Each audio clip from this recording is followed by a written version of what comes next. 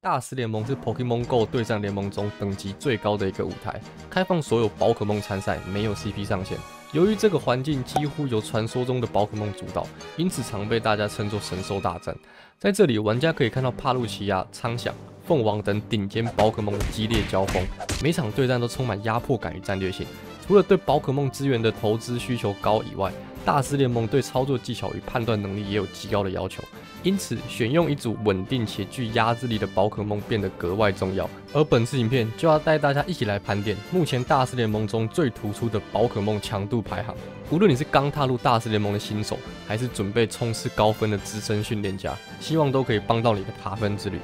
以下是以图鉴编号为顺序，可能会有漏掉某些宝可梦，可以在底下留言区让我补充哦。如果你喜欢这类的影片，也欢迎帮我按个赞并订阅频道，这样才不会错过未来的排行解析、赛季更新或实战示范的影片。加勒尔火焰鸟，这就是更新后3鸟中唯一可以拿出场的宝可梦，在大师联盟就是个歪鸟下位版，主战场并不在这里，请大侠重新来过，强度顶多 C 级。快龙 CP 突破4000已达水准，但自从起源水龙横空出世，快龙已经算是完全被取代了。尤其这季罡气一定是前所未有的多，光是剑之王苍响就足以成为快龙睡梦中惊醒的理由。除非以后给他什么很厉害的新招式，不然我们台北宝可梦中心的吉祥物这辈子就这样了。强度也在 C 级。超梦、妖精之风、电击、毒针等等一系列9能量小招都被改强了，唯独超梦的精神力量却被遗忘了。我可以理解，或许是为了避免恰雷姆或克雷瑟利亚变得过于强势，但现在都2025年了，许多小招的数据早就夸张的离谱，烧尽、空手皮、直泥、突袭，随便举出其中一个都足以改变环境格局。而超梦所立足的大师联盟本来就是一个极度依赖小招伤害的环境，如今的超梦早也不是当年那个攻击力独一档的存在，想要压 CMP 还得看球雷姆跟苍响的脸色。超梦的本系超能力系也在对战中被刚系严重压制。虽然如此，超梦的强势之处在于能够学会各种不同属性的特殊招式，在这个版本里，喷射火焰就非常适合用来应对环境中各种刚系对手。特别是暗影超梦的喷射火焰，只要搭配几下小招，就足以将剑之王直接击落，而且伤害加成后的精神击破同样不容小觑。缺点是弹度非常脆弱，对血量和能量的掌控需要相当熟练，才可以发挥应有的效果。整体来看，使用门槛依然偏高，因此我不太建议一般玩家尝试。强度给个 B 级吧，用得好的有个 A。班基拉斯。原本在2只钢狗出来前，还能靠着超高的小招伤害跟大师联盟的神明们掰掰手腕，但现在为了削弱护城龙而砍的极弱，班吉拉是躺着中枪，而且现在的环境也不再是以前那种几乎没人能抵抗岩石伤害的状况了，打点不够广，伤害不够高，纯猜拳的宝可梦 C 级偏下吧。洛奇亚这季学会了飞翔，如果正义迟到了，那就没有意义了。世界早就被外星人毁灭了，超人也没人可以拯救了，就是这么回事。早该给洛奇亚飞翔，现在才给。在环境多出2只超强的刚系后，洛奇亚才学会飞，那你就慢慢飞吧。优点是能打赢帕路，而且弹度很好，给个 B。凤凰有着全游戏数据最好的小招烧尽，不俗的耐久不差的伤害，特殊招式都是 DPE 非常高的核弹。如果对手不开盾，都得付出血的代价。神圣之火还自带50%几率降攻，打点比起隔壁洛奇亚要好太多了，几乎是环境中唯一的火系，也是刚系的克星之一。最重要的是，他是苍响的噩梦，从刚加入宝可梦世界就一路强到现在，强度实打实的 S。巨鲸怪。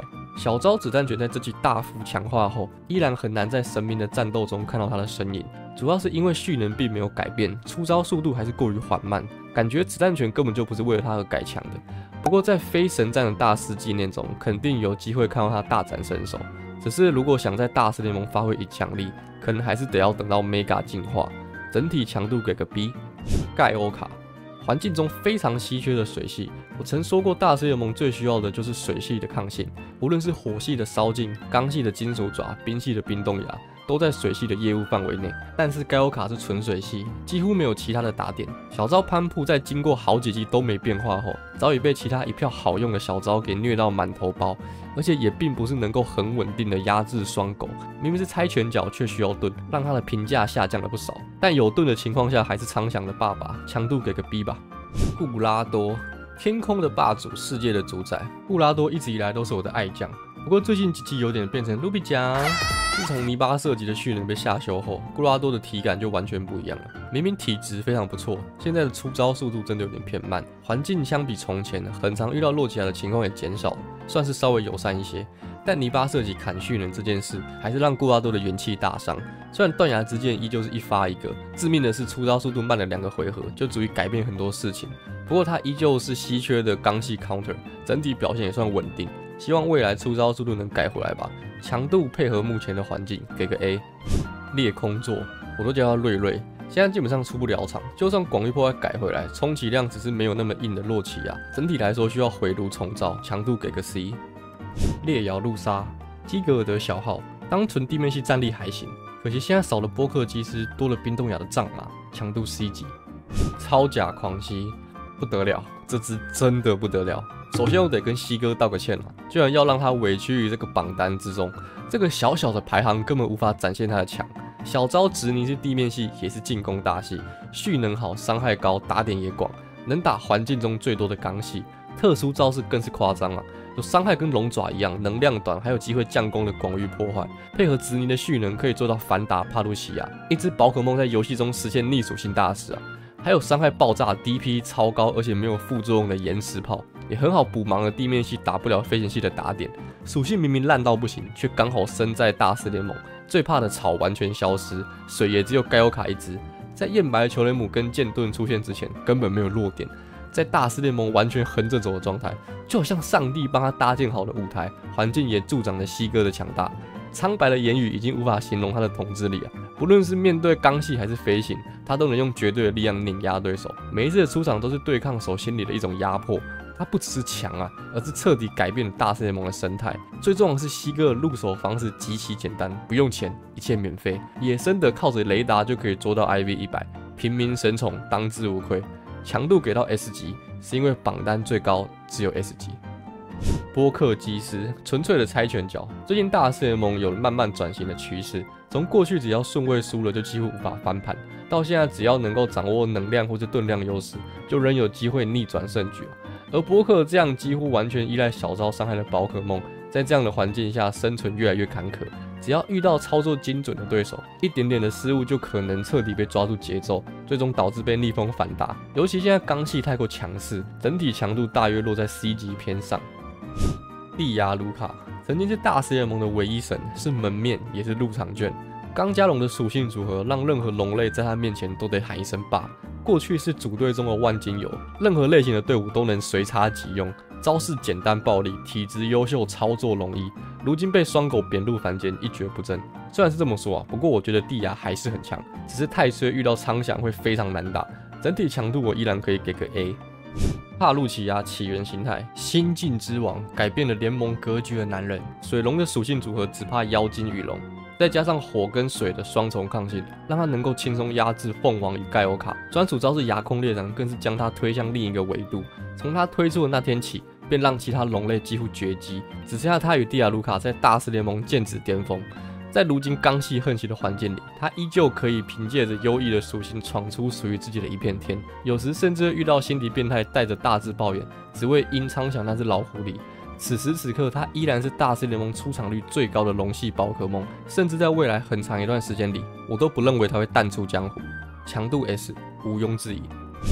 奇拉蒂娜别种形态 ，CP 虽然不过4000，但凭借着不俗的坦度，仍旧能在神兽间取得一席之地。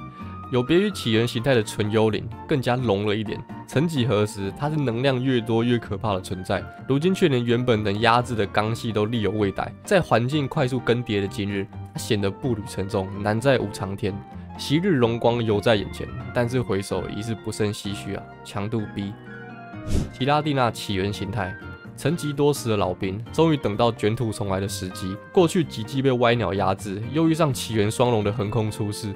更惨的是，新出的刚系中都有针对幽灵的武器，让他在大师联盟彻底退隐江湖，无人问津。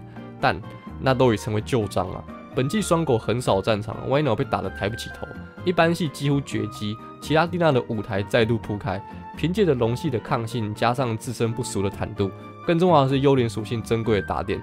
只要让它存有能量，就像握有一把长剑，随时可以逆风翻盘。即使对上龙系，也不见得毫无胜算。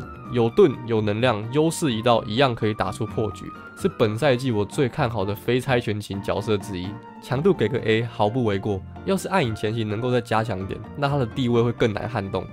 莱西拉姆，起源双龙崛起后的苦主之一，特别是土地拿到专属招式后，生存空间雪上加霜。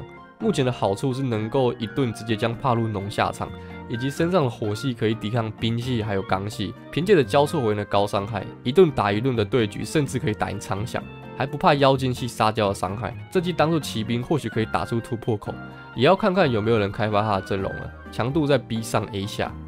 杰克罗姆，时代的眼泪之二，跟莱西拉姆差不多的处境，只是没有了妖精的抗性，在对付上现在的地面系非常乏力，强度在 B 下 C 上。土地云，灵活有弹性的选手，地面加岩石的招式几乎覆盖所有打击面，